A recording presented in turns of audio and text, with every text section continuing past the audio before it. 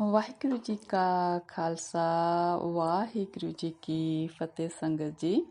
ਸੰਗਤ ਜੀ ਅੱਜ ਆਪਾਂ ਗੁਰੂ ਗ੍ਰੰਥ ਸਾਹਿਬ ਜੀ ਦੇ ਅੰਗ 129 ਤੋਂ ਲੈ ਕੇ 131 ਤੱਕ ਗੁਰਬਾਣੀ ਤੇ ਵਿਚਾਰ ਕਰਦੇ ਹਾਂ ਜੀ।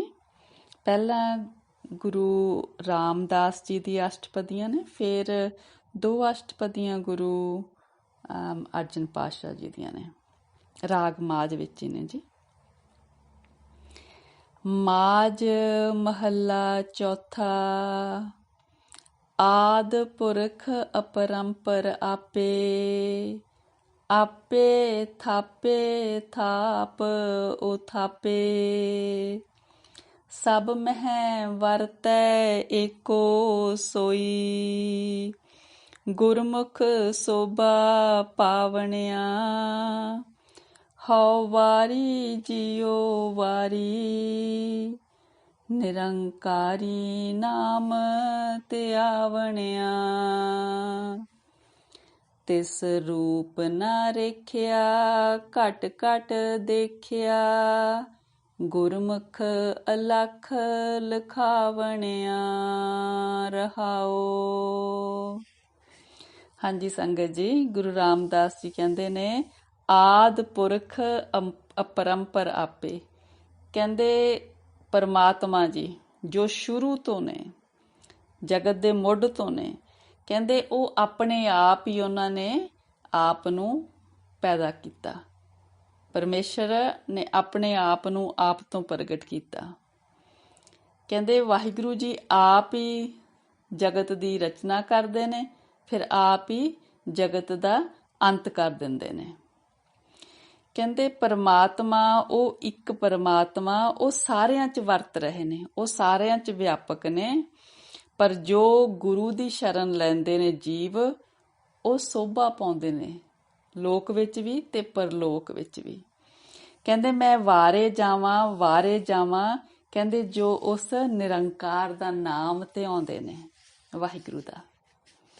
ਕਹਿੰਦੇ ਵਾਹਿਗੁਰੂ ਜੀ ਦਾ ਕੋਈ ਰੂਪ ਨਹੀਂ, ਕੋਈ ਰੇਖ ਨਹੀਂ, ਕੋਈ ਰੰਗ ਨਹੀਂ। ਕਹਿੰਦੇ ਪਰ ਫਿਰ ਵੀ ਉਹ ਘੱਟ ਘੱਟ ਵਿੱਚ ਵਿਆਪਕ ਨੇ। ਕਹਿੰਦੇ ਉਹਨਾਂ ਨੂੰ ਕਿਸ ਤਰ੍ਹਾਂ ਅਨੁਭਵ ਕੀਤਾ ਜਾਂਦਾ? ਗੁਰੂ ਦੀ ਸ਼ਰਨ ਪੈ ਕੇ। ਤੂੰ ਦਿਆਲ ਕਿਰਪਾਲ ਪ੍ਰਭ ਸੋਈ, ਤੁਧ ਬਿਨ ਦੂਜਾ ਅਵਰ ਨਾ ਕੋਈ। ਗੁਰ ਪ੍ਰਸਾਦ ਕਰੇ ਨਾਮ ਦੇਵੈ, ਨਾਮੇ ਨਾਮ ਸਮਾਵਣਿਆ। ਕਹਿੰਦੇ ਹੇ ਵਾਹਿਗੁਰੂ ਜੀ ਤੂੰ ਦਿਆਲ ਹੈ, ਤੂੰ ਕਿਰਪਾਲ ਹੈ, ਤੂੰ ਆਪਣੇ ਜੀਆਂ ਜਨਤਾਂ ਤੇ ਦਇਆ ਕਰਦਾ ਹੈ, ਉਹਨਾਂ ਲਈ ਕਿਰਪਾਲੂ ਹੈ।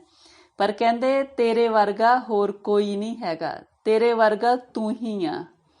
ਕਹਿੰਦੇ ਜੇ ਗੁਰੂ ਕਿਰਪਾ ਕਰੇ ਤਾਂ ਵਾਹਿਗੁਰੂ ਜੀ ਦਾ ਨਾਮ ਦਿੰਦਾ ਗੁਰੂ ਜੀਵ ਨੂੰ। ਫਿਰ ਜੀਵ ਨਾਮ ਦੀ ਕਮਾਈ ਕਰਕੇ ਵਾਹਿਗੁਰੂ ਜੀ ਦੇ ਵਿੱਚ ਸਮਾਏ ਰਹਿੰਦੇ ਨੇ।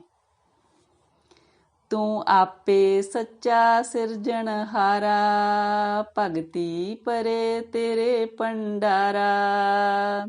ਕਹਿੰਦੇ ਹੇ ਵਾਹਿਗੁਰੂ ਜੀ ਤੂੰ ਸਦਾ ਰਹਿਣ ਵਾਲਾ ਹੈ, ਤੂੰ ਹੀ ਸ੍ਰਿਸ਼ਟੀ ਦੀ ਰਚਨਾ ਕਰਨ ਵਾਲਾ ਹੈ।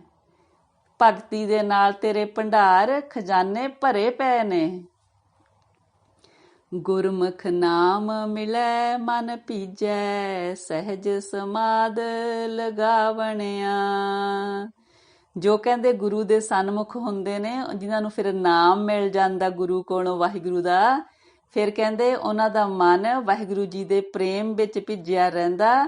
ਉਹ ਫਿਰ ਆਤਮਿਕ ਅਡੋਲਤਾ ਦੇ ਵਿੱਚ ਵਾਹਿਗੁਰੂ ਜੀ ਦੇ ਵਿੱਚ ਲੀਨ ਹੋਏ ਰਹਿੰਦੇ ਨੇ। ਅਨ ਦਿਨ ਗੁਣ ਗਾਵਾਂ ਪ੍ਰਭ ਤੇਰੇ, ਤੁਧ ਸਾਲਾਹੀ ਪ੍ਰੀਤਮ ਮੇਰੇ।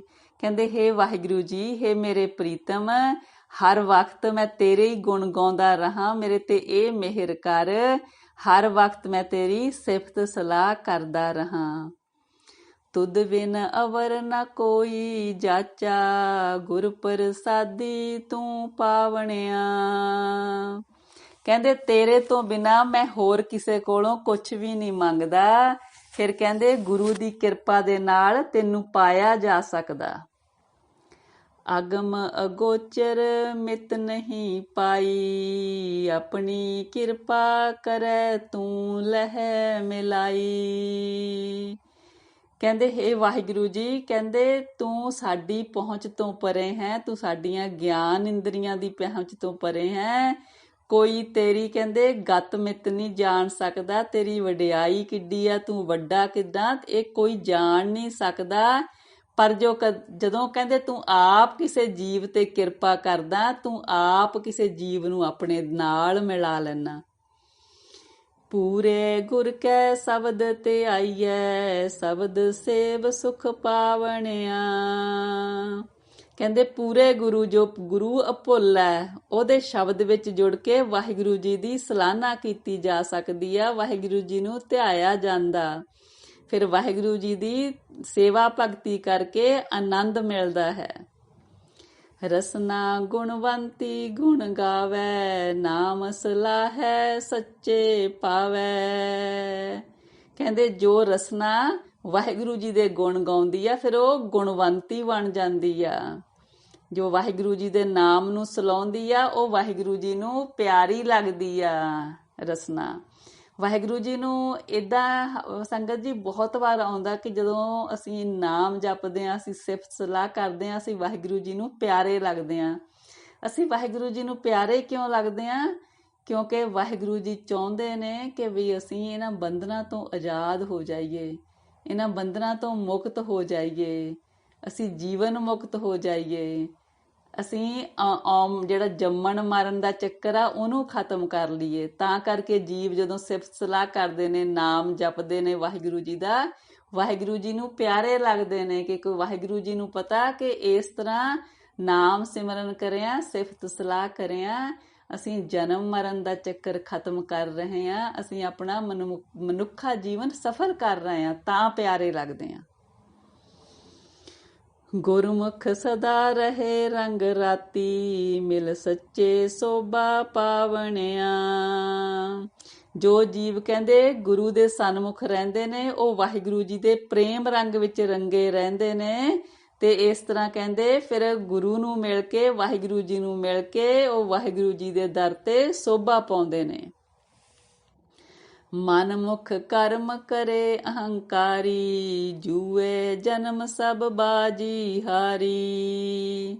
ਜੋ ਕਹਿੰਦੇ ਜੀਵ ਮਨ ਦੇ ਪਿੱਛੇ ਚੱਲਦੇ ਨੇ, ਕਹਿੰਦੇ ਉਹ ਜੋ ਵੀ ਕਰਮ ਕਰਦੇ ਨੇ, ਇੱਕ ਤੇ ਕਰਮ ਉਹ ਚੰਗੇ ਨਹੀਂ ਕਰਦੇ, ਦੂਜਾ ਜੋ ਵੀ ਕਰਮ ਕਰਦੇ ਨੇ ਉਹਦੇ ਨਾਲ ਉਹ ਅਹੰਕਾਰ ਵਿੱਚ ਭਰੀ ਜਾਂਦੇ ਨੇ।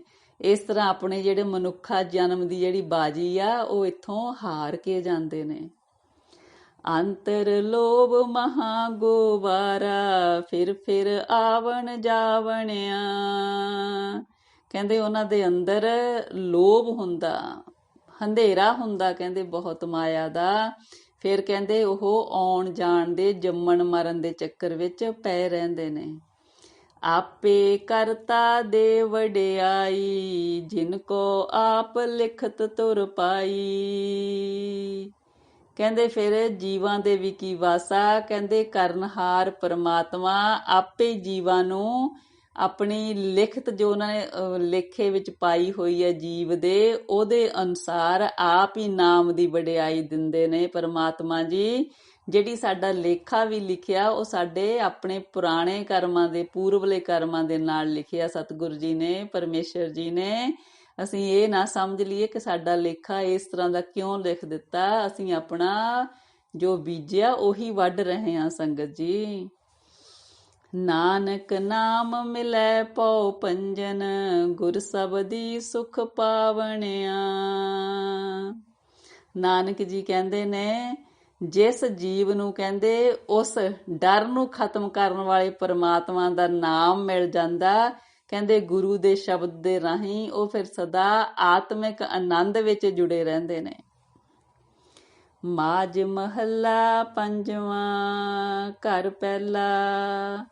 ਅੰਤਰ ਅਲਖ ਨਾ ਜਾਈ ਲਖਿਆ, ਨਾਮ ਰਤਨ ਲੈ ਗੁੱਜਾ ਰੱਖਿਆ।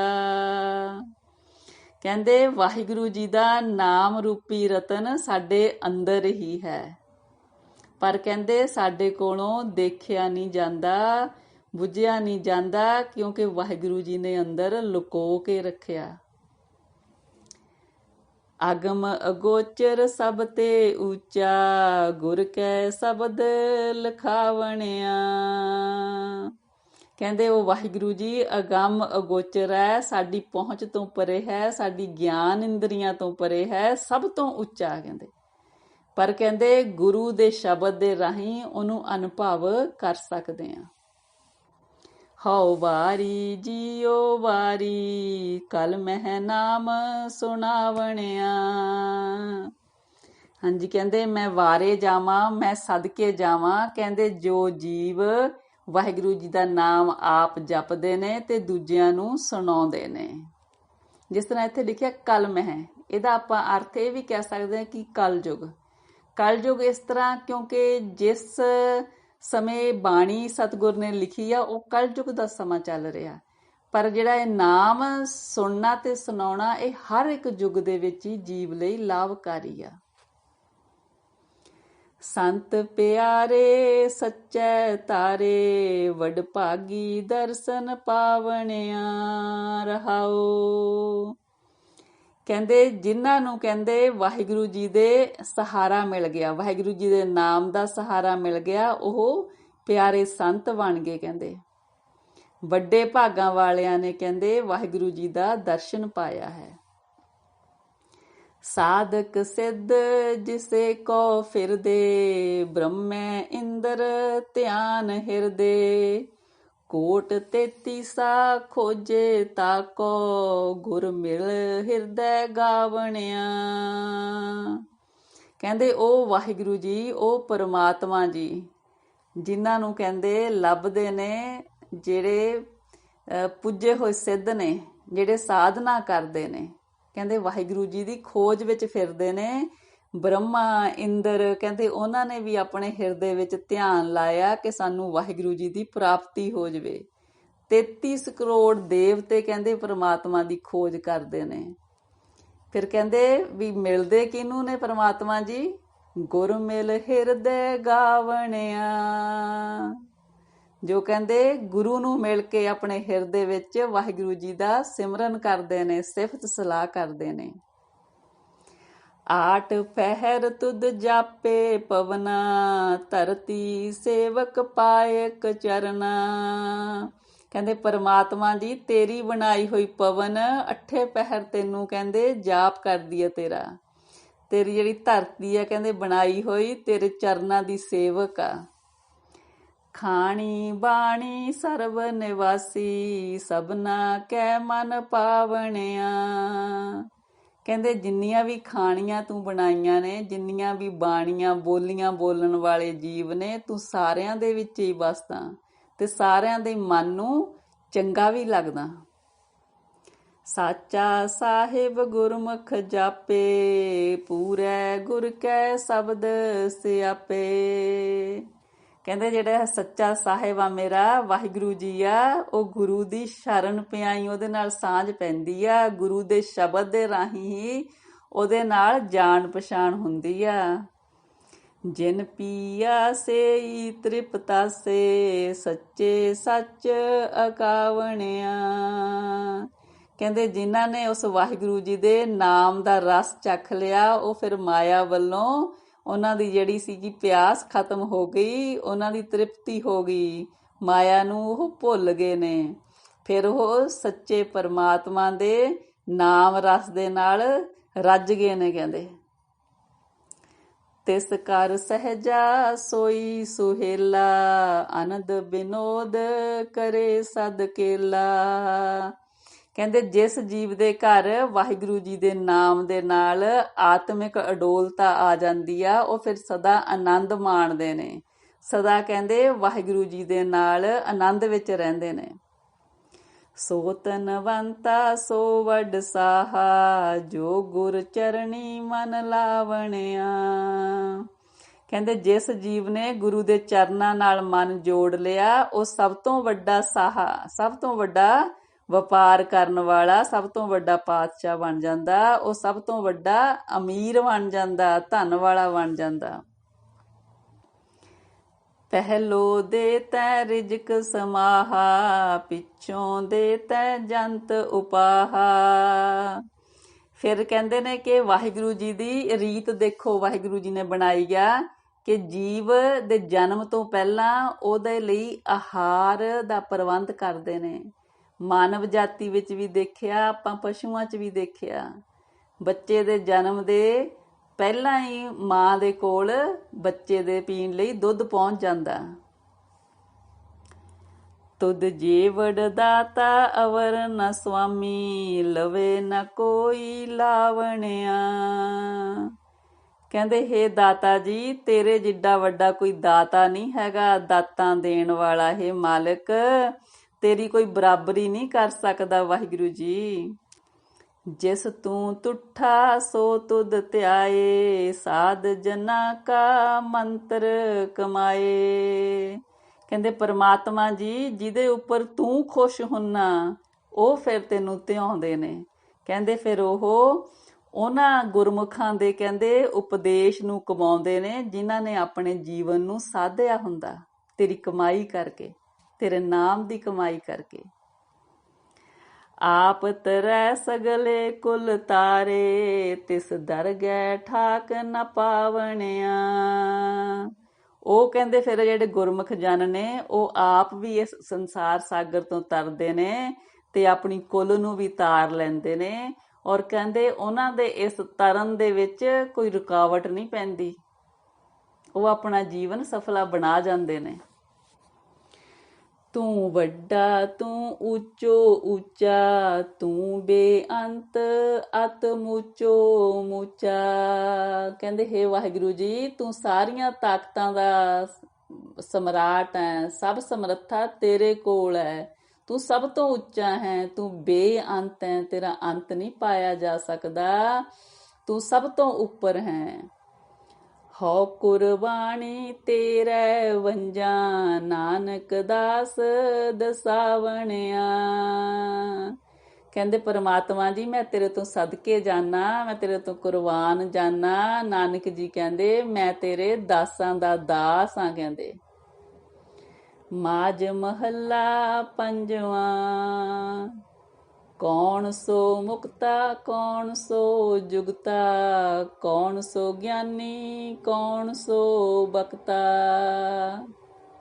ਕਹਿੰਦੇ ਕਿਹਨੂੰ ਕਹੀਏ ਕਿ ਵੀ ਇਹ ਜੀਵ ਵਿਕਾਰਾਂ ਤੋਂ ਮੁਕਤ ਹੈ, ਮਾਇਆ ਤੋਂ ਮੁਕਤ ਹੈ। ਕਿਹਨੂੰ ਕਹੀਏ ਕਿ ਇਸ ਜੀਵ ਦੀ ਜਿਹੜੀ ਜੀਵਨ ਜੁਗਤਾ ਉਹ ਵਾਹਿਗੁਰੂ ਜੀ ਦਾ ਨਾਮ ਲੈਣ ਵਾਲੀ ਆ। ਕਿਹਨੂੰ ਕਹੀਏ ਕਿ ਕਿਹਦੀ ਵਾਹਿਗੁਰੂ ਜੀ ਦੇ ਨਾਲ ਜਾਣ ਪਛਾਣ ਆ। ਕਿਹਨੂੰ ਕਹੀਏ ਕਿ ਇਹ ਵਾਹਿਗੁਰੂ ਜੀ ਦਾ ਨਾਮ ਸਿਮਰਨ ਕਰਦਾ।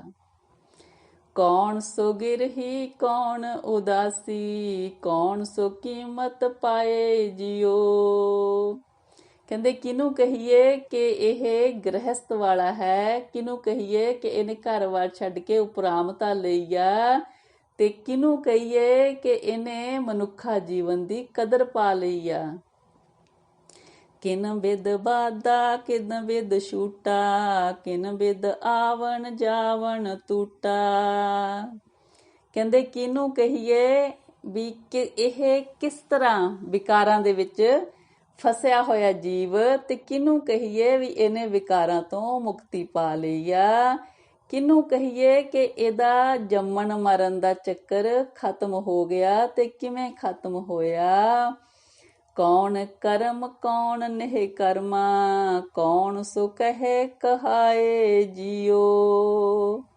ਕਹਿੰਦੇ ਕਿਹਨੂੰ ਕਹੀਏ ਵੀ ਇਹਦੇ ਕਰਮ ਜਿਹੜੇ ਕਰ ਰਿਹਾ ਠੀਕ ਕਰ ਰਿਹਾ। ਕਿਹਨੂੰ ਕਹੀਏ ਕਿ ਇਹਨੂੰ ਵਾਸ਼ਨਾ ਨਹੀਂ ਰਹੀ ਹੈਗੀ, ਇਹ ਨਿਰਲੇਪ ਹੋ ਗਿਆ ਇਸ ਅਤ੍ਰਿਸ਼ਨਾ ਤੋਂ। ਕਿਹਨੂੰ ਕਹੀਏ ਕਿ ਤੇਰਾ ਨਾਮ ਸਿਮਰ ਰਿਹਾ ਤੇ ਦੂਜਿਆਂ ਕੋਲੋਂ ਨਾਮ ਸਿਮਰਨ ਕਰਵਾ ਰਿਹਾ। ਕੌਣ ਸੋ ਸੁਖੀਆ ਕੌਣ ਸੋ ਦੁਖੀਆ, ਕੌਣ ਸੋ ਸਨਮੁਖ ਕੌਣ ਬੇਮੁਖੀਆ।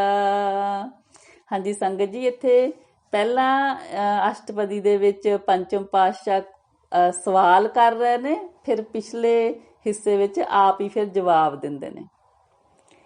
ਕਹਿੰਦੇ ਕੌਣ ਸੋ ਸੁਖੀਆ ਕੌਣ ਸੋ ਦੁਖੀਆ।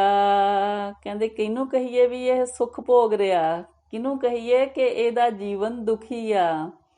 ਕੌਣ ਸੋ ਸਨਮੁਖ ਕੌਣ ਵੇ ਮੁਖੀਆ, ਕਿਹਨੂੰ ਕਹੀਏ ਕਿ ਗੁਰੂ ਦੇ ਸਨਮੁਖ ਆ, ਵਾਹਿਗੁਰੂ ਜੀ ਦੇ ਸਨਮੁਖ ਆ। ਕਿਹਨੂੰ ਕਹੀਏ ਵਾਹਿਗੁਰੂ ਜੀ ਤੋਂ ਮੁਖ ਮੋੜਿਆ ਹੋਇਆ। ਕਿਨ ਬਿਦ ਮਿਲੀਐ ਕਿਨ ਬਿਦ ਵਿਛਰੈ, ਇਹ ਬਿਦ ਕੌਣ ਪ੍ਰਗਟਾਏ ਜੀਓ। ਕਹਿੰਦੇ ਕਿਸ ਤਰੀਕੇ ਨਾਲ ਵਾਹਿਗੁਰੂ ਜੀ ਨੂੰ ਮਿਲਿਆ ਜਾ ਸਕਦਾ, ਕਿਸ ਤਰੀਕੇ ਨਾਲ ਅਸੀਂ ਵਾਹਿਗੁਰੂ ਜੀ ਤੋਂ ਵਿਛੜ ਜਾਂਦੇ ਆ, ਇਹ ਸਾਨੂੰ ਢੰਗ ਕੌਣ ਦੱਸੇ। ਕੌਣ ਸੋ ਅੱਖਰ ਜਿਤ ਤਾਵਤ ਰਹਤਾ, ਕਹਿੰਦੇ ਉਹ ਕਿਹੜਾ ਅੱਖਰ ਆ ਜਿਹਦੇ ਨਾਲ ਜਿਹੜਾ ਸਾਡਾ ਚੰਚਲ ਮਨ ਆ ਉਹ ਟਿਕ ਜਾਂਦਾ। ਕੌਣ ਉਪਦੇਸ ਜਿਤ ਦੁੱਖ ਸੁਖ ਸਮ ਸਹਤਾ, ਕਹਿੰਦੇ ਉਹ ਕਿਹੜੀ ਸਿੱਖਿਆ ਜਿਹਦੇ ਤੇ ਚੱਲ ਕੇ ਜੀਵ ਦੁੱਖ ਨੂੰ ਤੇ ਸੁੱਖ ਨੂੰ ਬਰਾਬਰ ਸਮਝਣ ਲੱਗ ਜਾਂਦਾ। ਕੌਣ ਸੋ ਚਾਲ ਜਿਤ ਪਾਰ ਬ੍ਰਹਮ ਧਿਆਏ, ਕਿਨ ਬਿਦ ਕੀਰਤਨ ਗਾਏ ਜੀਓ। ਕਹਿੰਦੇ ਜੀਵ ਕਿਸ ਰਸਤੇ ਤੇ ਚੱਲ ਕੇ ਵਾਹਿਗੁਰੂ ਜੀ ਨੂੰ ਧਿਆ ਸਕਦੇ ਨੇ, ਕਿਸ ਤਰ੍ਹਾਂ ਉਹਦੀ ਕੀਰਤੀ ਕਰ ਸਕਦੇ ਨੇ।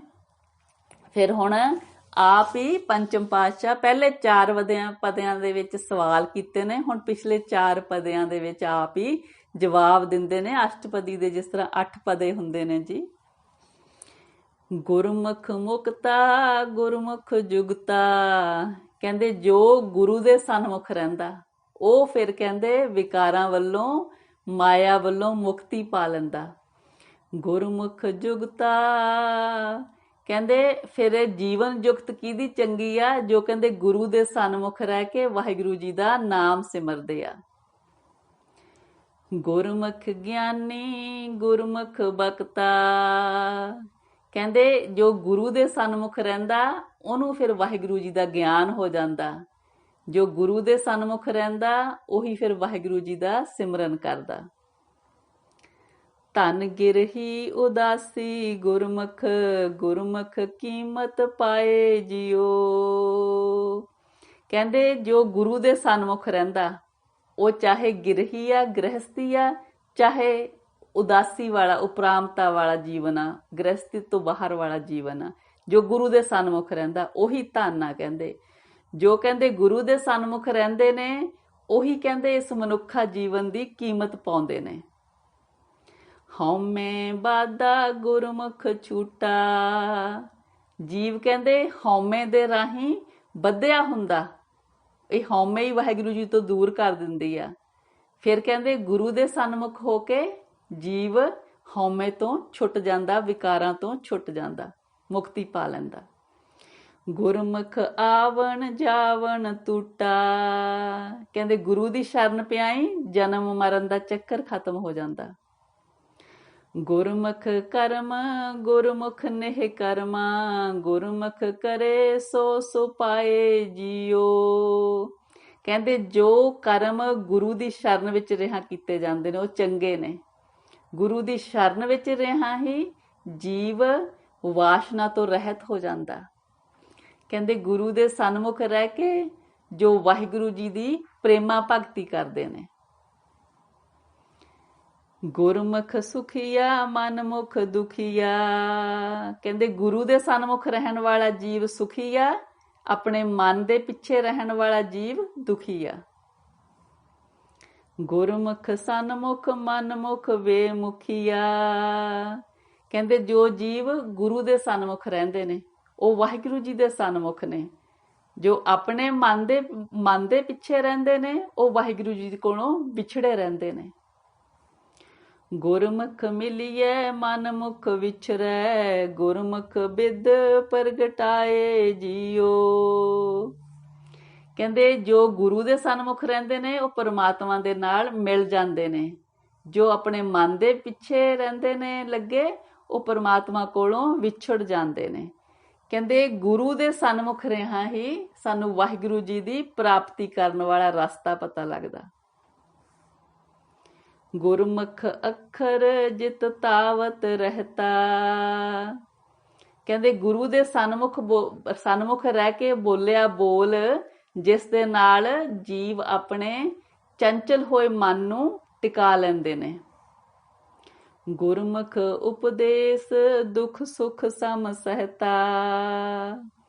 ਕਹਿੰਦੇ ਗੁਰੂ ਦੀ ਸਿੱਖਿਆ ਤੇ ਉਪਦੇਸ਼ ਨੂੰ ਜੋ ਜੀਵ ਸੁਣਦੇ ਨੇ ਉਹ ਦੁੱਖ ਨੂੰ ਤੇ ਸੁੱਖ ਨੂੰ ਬਰਾਬਰ ਸਹਿਣਾ ਸਿੱਖ ਲੈਂਦੇ ਨੇ। ਗੁਰਮੁਖ ਚਾਲ ਜਿਤ ਪਾਰ ਬ੍ਰਹਮ ਧਿਆਏ, ਗੁਰਮੁਖ ਕੀਰਤਨ ਗਾਏ ਜਿਉ। ਕਹਿੰਦੇ ਜੋ ਗੁਰੂ ਦੀ ਦੱਸੀ ਹੋਈ ਜੀਵਨ ਯੁਗਤਾ ਵਾਹਿਗੁਰੂ ਜੀ ਦੇ ਜਾਪ ਵਾਲੀ, ਉਹਦੇ ਤੇ ਚੱਲ ਕੇ ਜੀਵ ਵਾਹਿਗੁਰੂ ਜੀ ਨੂੰ ਧਿਆਉਂਦੇ ਨੇ। ਗੁਰੂ ਦੇ ਸਨਮੁਖ ਰਹਿ ਕੇ ਜੀਵ ਵਾਹਿਗੁਰੂ ਜੀ ਦੇ ਕੀਰਤੀ ਕਰਦੇ ਨੇ, ਵਾਹਿਗੁਰੂ ਜੀ ਦੇ ਗੁਣਾਂ ਦਾ ਗਾਇਨ ਕਰਦੇ ਨੇ। ਸਗਲੀ ਬਣਤ ਬਣਾਈ ਆਪੇ, ਆਪੇ ਕਰੇ ਕਰਾਏ ਥਾਪੇ। ਇਕ ਸਤੇ ਹੋਇਓ ਅਨੰਤਾ, ਨਾਨਕ ਏਕ ਸਮਾਹੇ ਸਮਾਏ ਜਿਉ। ਕਹਿੰਦੇ ਵਾਹਿਗੁਰੂ ਜੀ ਨੇ ਸਾਰੀ ਇਹ ਬਣਤ ਆਪ ਹੀ ਬਣਾਈ ਆ। ਕਿਸੇ ਨੂੰ ਮਨਮੁਖ ਬਣਾਇਆ, ਕਿਸੇ ਨੂੰ ਗੁਰਮੁਖ ਬਣਾਇਆ। ਆਪੇ ਹੀ ਕਹਿੰਦੇ ਸਭ ਕੁਝ ਵਾਹਿਗੁਰੂ ਜੀ ਕਰ ਕਰਾ ਰਹੇ ਨੇ। ਆਪੇ ਹੀ ਸ੍ਰਿਸ਼ਟੀ ਨੂੰ ਬਣਾਉਂਦੇ ਨੇ, ਸਭ ਕੁਝ ਆਪ ਹੀ ਕਰਨਹਾਰ ਨੇ। ਇੱਕ ਤੋਂ ਕਹਿੰਦੇ ਆਪਣੇ ਇੱਕ ਤੋਂ ਸਾਰਾ ਪਸਾਰਾ ਕਰ ਦਿੱਤਾ ਜਗਤ ਦਾ। ਤੇ ਫਿਰ ਇਸ ਤਰ੍ਹਾਂ ਹੀ ਕਹਿੰਦੇ ਇੱਕ ਤੋਂ ਪਸਾਰਾ ਕੀਤਾ, ਫਿਰ ਹੁਣ ਪਸਾਰੇ ਤੋਂ ਸਾਰਾ ਕੁਝ ਇੱਕ ਵਿੱਚ ਹੀ ਸਮਾ ਜਾਣਾ। ਹੁਣ ਜਿਸ ਤਰ੍ਹਾਂ ਜੀਵ ਨਾਲ ਦੀ ਨਾਲ ਵੀ ਵਾਹਿਗੁਰੂ ਵਿੱਚ ਲੀਨ ਹੁੰਦੇ ਨੇ, ਤੇ ਪਤਾ ਨਹੀਂ ਕਦੇ ਜਿਸ ਤਰ੍ਹਾਂ ਵਾਹਿਗੁਰੂ ਜੀ ਨੇ ਇੱਕ ਆਵਾਜ਼ ਤੋਂ ਸੰਸਾਰ ਨੂੰ ਪ੍ਰਗਟ ਕਰ ਦਿੱਤਾ, ਕਿਤੇ ਇੱਕ ਆਵਾਜ਼ ਤੋਂ ਹੀ ਸ਼ਾਇਦ ਸਾਰੇ ਸੰਸਾਰ ਨੂੰ ਵਿੱਚ ਸਮਾ ਲੈਣਾ। ਇਹ ਸ਼ਾਇਦ ਕਿਸੇ ਤੋਂ ਸੁਣਿਆ ਹੈ ਕਿ ਕੁਰਾਨ ਸ਼ਰੀਫ ਵਿੱਚ ਵੀ ਇਸ ਤਰ੍ਹਾਂ ਆਉਂਦਾ ਕੋਈ, ਕਿ ਇੱਕ ਤੋਂ ਆਵਾਜ਼ ਤੋਂ ਹੀ ਵਾਹਿਗੁਰੂ ਜੀ ਨੇ ਸ੍ਰਿਸ਼ਟੀ ਦੀ ਰਚਨਾ ਕੀਤੀ ਹੈ, ਫਿਰ ਇੱਕ ਆਵਾਜ਼ ਤੋਂ ਹੀ ਸਾਰੀ ਸ੍ਰਿਸ਼ਟੀ ਨੇ ਵਾਹਿਗੁਰੂ ਜੀ ਦੇ ਵਿੱਚ ਸਮਾ ਜਾਣਾ। ਇਹ ਆਪਣੇ ਵੀ ਗੁਰੂ ਸਾਹਿਬਾਨ ਨੇ ਇਹ ਗੱਲ ਕਹੀ ਆ, ਤੇ ਉਹਨਾਂ ਦੇ ਵਿੱਚ ਵੀ ਇਹ ਕੁਰਾਨ ਸ਼ਰੀਫ 'ਚ ਵੀ ਇਹ ਆਉਂਦਾ ਸ਼ਾਇਦ, ਫਾਇਆ ਕੁਨ ਫਾਇਆ ਕੁਨ। ਦੇਖ ਲਓ ਸੰਗਤ ਜੀ, ਕਿਸ ਤਰ੍ਹਾਂ ਆਪਾਂ ਨੂੰ ਗੁਰੂ ਸਾਹਿਬਾਨ ਨੇ ਵਾਹਿਗੁਰੂ ਜੀ ਦਾ ਸਾਰਾ ਭੇਦ ਦੱਸ ਦਿੱਤਾ। ਪਰ ਇਹ ਸਮਝ ਉਦੋਂ ਲੱਗਦਾ ਜਦੋਂ ਅਸੀਂ ਵਾਹਿਗੁਰੂ ਜੀ ਦੀ ਕੀਰਤੀ ਕਰਦੇ ਹਾਂ, ਵਾਹਿਗੁਰੂ ਜੀ ਦਾ ਨਾਮ ਜਪਦੇ ਹਾਂ। ਫਿਰ ਹੌਲੀ ਹੌਲੀ ਵਾਹਿਗੁਰੂ ਜੀ ਆਪਣੇ ਜਿੱਦਾਂ ਭੇਦ ਜੀਵ ਨੂੰ ਖੋਲ੍ਹਣੇ ਸ਼ੁਰੂ ਕਰ ਦਿੰਦੇ ਨੇ। ਬਹੁਤ ਉੱਚੀਆਂ ਅਵਸਥਾਵਾਂ ਨੇ ਗੁਰੂ ਸੰਗਤ ਜੀ, ਪਰ ਉਹ ਵਾਹਿਗੁਰੂ ਜੀ ਦੀ ਰਹਿਮਤ ਹੋਏ ਤਾਂ ਜੀਵ ਵਾਹਿਗੁਰੂ ਜੀ ਦੀਆਂ ਜਿਹੜੀਆਂ ਇਹ ਗੁੱਝੀਆਂ ਭੇਦ ਵਾਲੀਆਂ ਗੱਲਾਂ ਨੇ, ਵਾਹਿਗੁਰੂ ਜੀ ਜੀਵ ਨੂੰ ਆਪੇ ਹੀ ਸਮਝਾ ਦਿੰਦੇ ਨੇ। ਬਸ ਸਾਡੇ ਲਈ ਇਹ ਹੈ ਕਿ ਅਸੀਂ ਉਹਦਾ ਨਾਮ ਜਪੀਏ। ਜਿਸ ਤਰ੍ਹਾਂ ਸੰਗਤ ਹੈ, ਗੁਰੂ ਦੀ ਕਲਾਸ, ਜਿਵੇਂ ਬੱਚੇ ਕਲਾਸ 'ਚ ਜਾਂਦੇ ਨੇ, ਸੰਗਤ ਦੇ ਵਿੱਚੋਂ ਆਪਾਂ ਸਿੱਖਦੇ ਹਾਂ ਕਿ ਅਸੀਂ ਉਹਦਾ ਨਾਮ ਜਪੀਏ, ਅਸੀਂ ਉਹਦੀਆਂ ਗੱਲਾਂ ਸੁਣੀਏ, ਵਾਹਿਗੁਰੂ ਜੀ ਦੀਆਂ ਗੱਲਾਂ ਕਰੀਏ, ਉਹਦੀ ਬਾਣੀ 'ਚ ਜੁੜੀਏ, ਅਸੀਂ ਸਾਡੇ ਮਨ ਨੂੰ ਆਨੰਦ ਬਣੇ। ਪਰ ਜਿੱਦਾਂ ਇਹ ਫਿਰ ਬੱਚਿਆਂ ਨੂੰ ਘਰ ਕਰਨ ਲਈ ਕੰਮ ਮਿਲਦਾ, ਜਿਹਨੂੰ ਹੋਮਵਰਕ ਕਹਿ ਦਿੰਦੇ ਨੇ, ਇਹ ਮਤਲਬ ਸੰਗਤ ਵਿੱਚੋਂ ਅਸੀਂ, ਸਾਡੀ ਕਲਾਸ ਆ, ਸਿੱਖਣਾ ਵੀ ਅਸੀਂ ਕਰਨਾ ਕੀ ਆ। ਫਿਰ ਜਿਹੜਾ ਹੋਮਵਰਕ ਆ ਵਾਹਿਗੁਰੂ ਜੀ ਦਾ ਨਾਮ ਜਪਣਾ, ਉਹ ਅਸੀਂ ਆਪ ਹੀ ਕਰਨਾ। ਹੋਮਵਰਕ ਕਰਿਆ ਹੀ ਫਿਰ ਅਸੀਂ ਪਾਸ ਹੋਣਾ ਨਾ। ਇਕੱਲਾ ਪਤਾ ਕਰਕੇ ਕਿ ਵੀ ਕਿਹੜਾ ਹੋਮਵਰਕ ਕਰਨਾ ਪਰ ਕਰੀਏ ਨਾ, ਫਿਰ ਨਹੀਂ ਨਾ ਪਾਸ ਹੋ ਸਕਦੇ। ਹੋਮਵਰਕ ਦਾ ਪਤਾ ਲੱਗ ਗਿਆ ਤੇ ਆਪਾਂ ਫਿਰ ਉਹਨੂੰ ਕਰਨਾ ਸ਼ੁਰੂ ਕਰ ਦਈਏ, ਫਿਰ ਆਪਾਂ ਪਾਸ ਹੋ ਜਾਵਾਂਗੇ। ਸਾਡਾ ਜਿਹੜਾ ਇਹ ਜੀਵਨ ਆ ਮਨੁੱਖਾ ਫਿਰ ਸਫਲ ਹੋ ਜਾਊਗਾ। ਹਾਂਜੀ ਸੰਗਤ ਜੀ, ਇੰਨੀਆਂ ਵਿਚਾਰਾਂ ਪ੍ਰਵਾਨ ਕਰਨੀਆਂ ਜੀ। ਵਿਚਾਰਾਂ ਦੀ ਸਾਂਝ ਪਾਉਂਦਿਆਂ ਹੋਈਆਂ ਬੇਅੰਤ ਗਲਤੀਆਂ ਮੇਰੀਆਂ ਮਾਫ ਕਰਨੀਆਂ ਜੀ। ਸਤਿਗੁਰੂ ਜੀ ਪਰਮੇਸ਼ਰ ਜੀ ਆਪ ਦੀ ਧੁਰ ਕੀ ਬਾਣੀ ਦੀ ਵਿਚਾਰ ਕਰਦਿਆਂ ਹੋਈਆਂ ਬੇਅੰਤ ਗਲਤੀਆਂ ਆਪ ਦੀ ਇਸ ਅਣਜਾਣ ਬੱਚੀ ਦੀਆਂ ਬਖਸ਼ ਦਿਓ ਜੀ। ਅੱਗੇ ਤੋਂ ਸਮੱਤ ਦੇ ਦਿਓ ਸਤਿਗੁਰੂ ਜੀ। ਵਾਹਿਗੁਰੂ ਜੀ ਕਾ ਖਾਲਸਾ, ਵਾਹਿਗੁਰੂ ਜੀ ਕੀ ਫਤਿਹ ਜੀ। ਵਾਹਿਗੁਰੂ ਜੀ, ਵਾਹਿਗੁਰੂ।